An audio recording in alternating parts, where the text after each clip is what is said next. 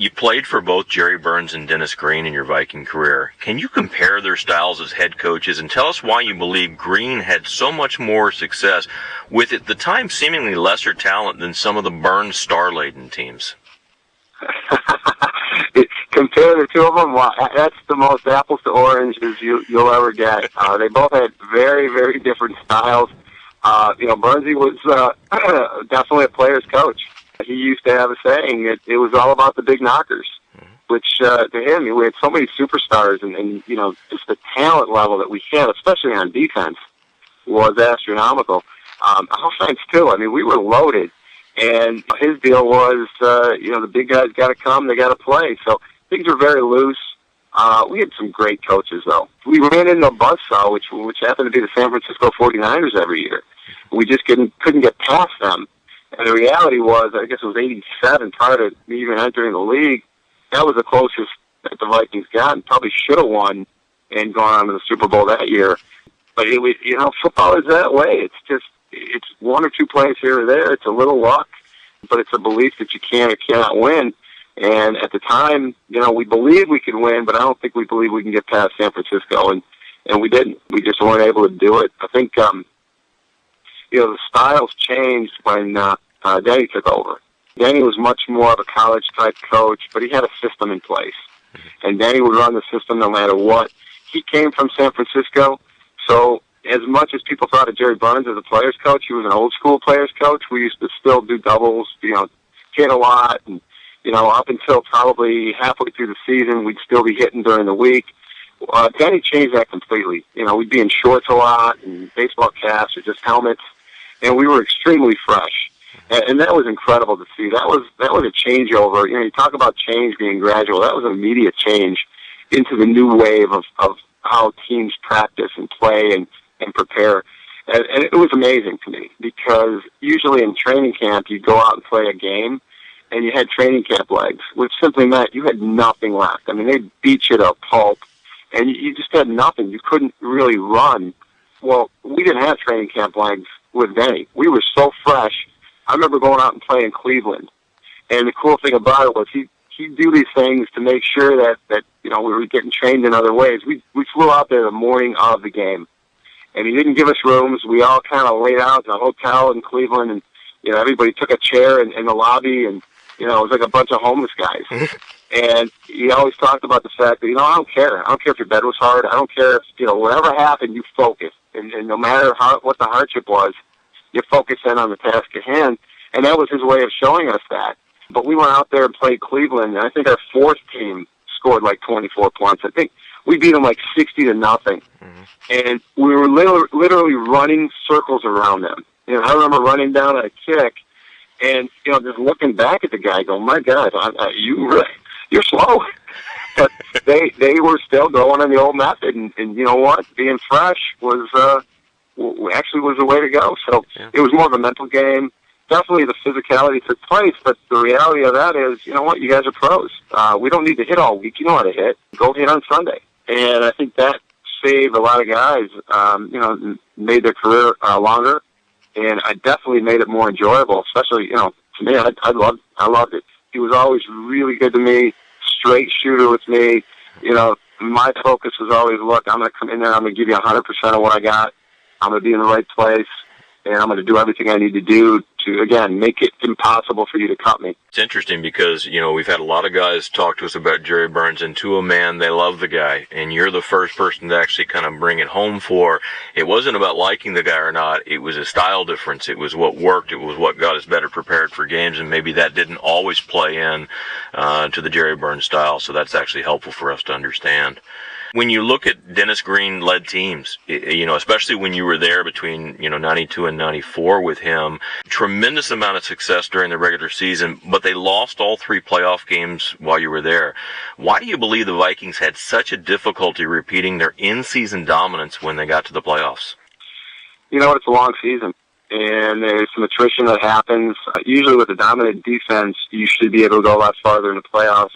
I wish I could put my finger on it. You know what? At certain times, teams get hot, and we unfortunately didn't. I think a lot of that also had to do with playing on the road. a bunch, having to go out to San Francisco, having to go out to New York, playing in, situations that weren't optimal for our game. And, it's football. It's the greatest reality show on TV, and stuff happens. The best team doesn't always win. It's a pretty small gap between the best and the second best. I know that. It's a very, very small gap, and it's that inner will and that value system that says, you know what, we're going to win no matter what, versus if there's any doubt, do not. But he prepared us really well. We just didn't come together. That's what's so magical about winning a Super Bowl. That stuff's all got to come together at the right time. And now, for most of your career, you were designated as a blocking tight end for the Vikings, while Steve Jordan predominantly was the pass-catching tight end for the team. And especially after such strong offensive production at Penn and college, was that a frustrating role for you in the NFL on the offense? Oh, not at all. I would catch a lot of balls in practice, and I would show them, hey, look, I can catch. But I also wanted to say, look, I can block. I don't care how they use me, just as long as they use me. I wanted to be on the team. I wanted to play. So playing time for me, I would have liked to play more. When I got in there and we'd run a pass play and they wouldn't throw me the ball, my mom would be the first one saying, "You're wide open. Why did they throw you the ball?"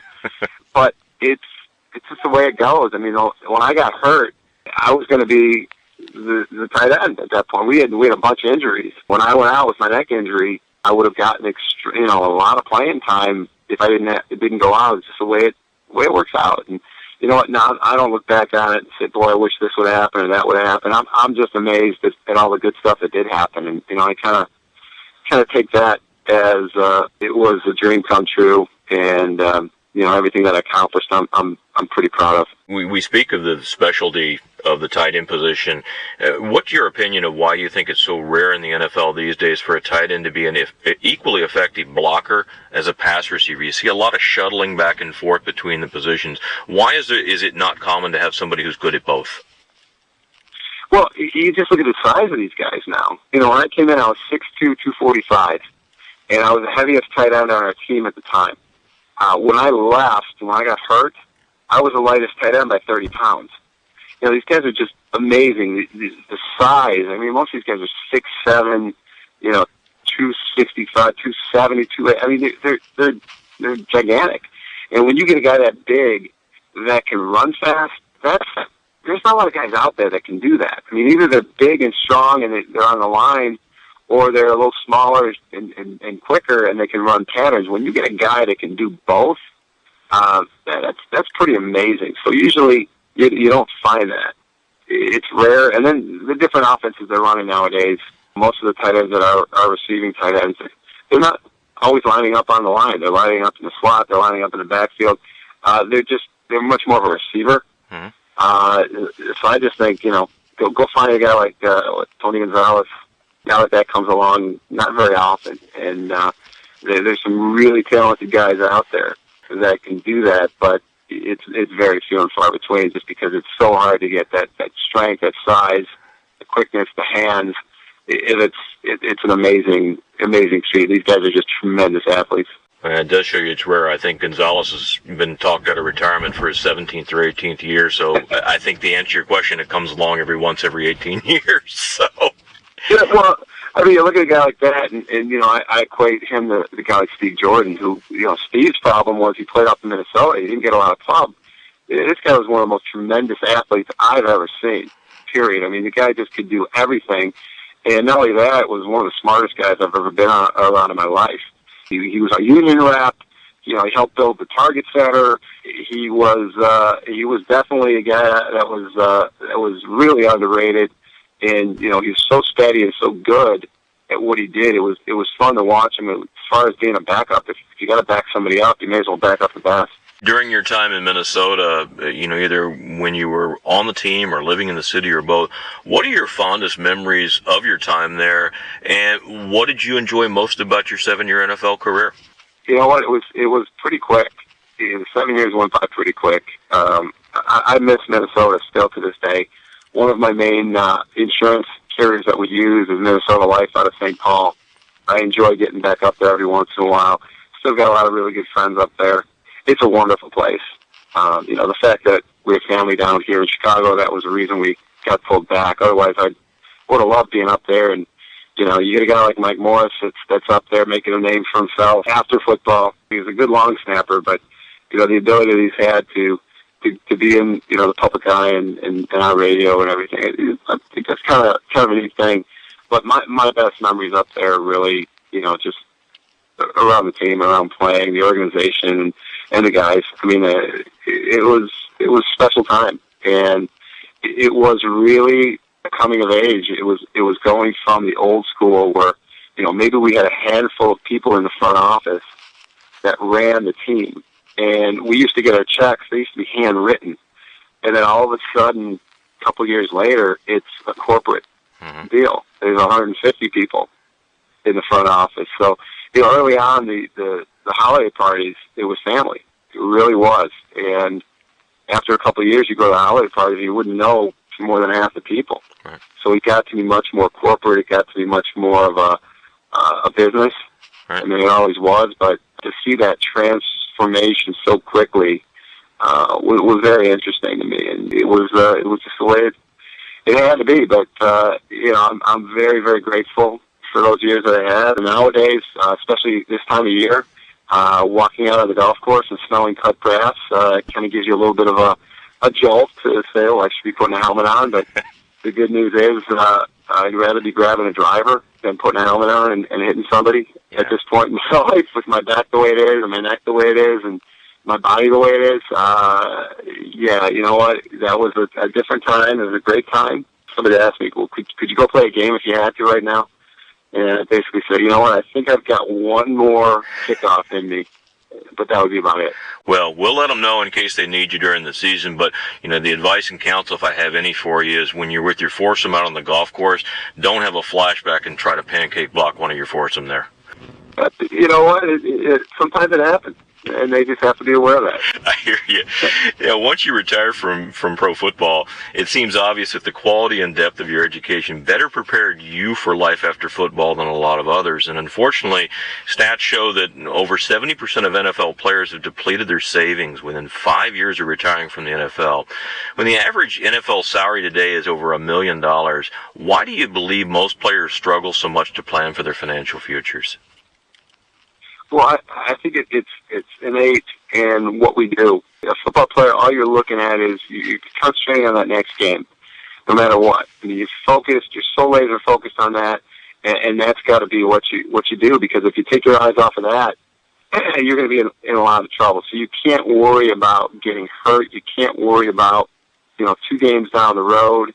And a lot of times that plays into the fact that, well, you know what, I can't worry about my future. I got to worry about what's definitely directly ahead of me.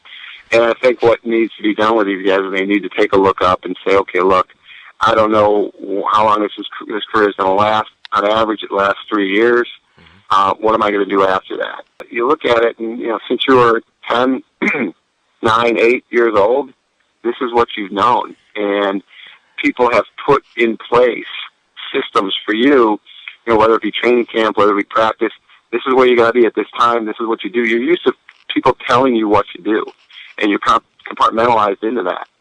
And what happens is, when that's gone, you lose all your structure, and now you got to find something else to do, and you got to find a way to do it. The other side of it is, if you don't play this game passionately, you're not going to succeed. So when you play something with passion, you put both feet into it, and this is all you do and all you know, and you have to do that in order to be successful in this game. What happens when that's pulled away from you? The guys just have a problem finding something to replace football. And the reality is you can never really fully replace it. You got to find a bunch of things to do to rekindle that passion. And in business, that's one thing. If you can find a business or find something to do that you're extremely passionate about, then you're going to be successful. I look at a guy like Randall McDaniel, and Randall's a good friend of mine, and boy, he's a teacher's aide up in Minneapolis. He's a Hall of Famer.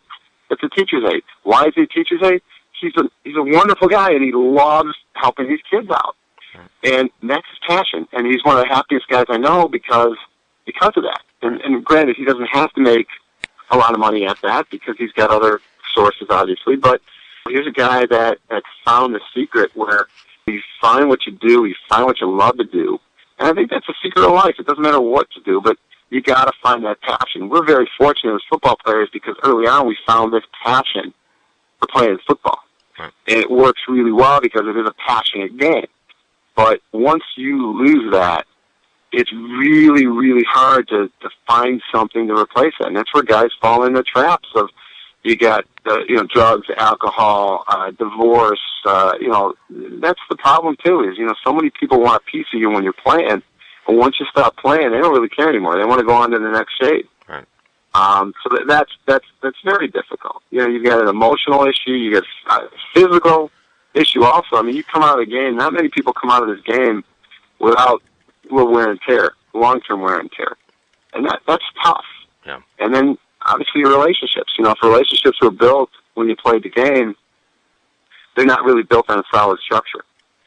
Right. So you get a lot of that going on. Now, fortunately for me, growing up in Skokie, Illinois, basically middle-class Jewish kid, and the religion helped because, I'd come back to speak to groups, and they would raise me up.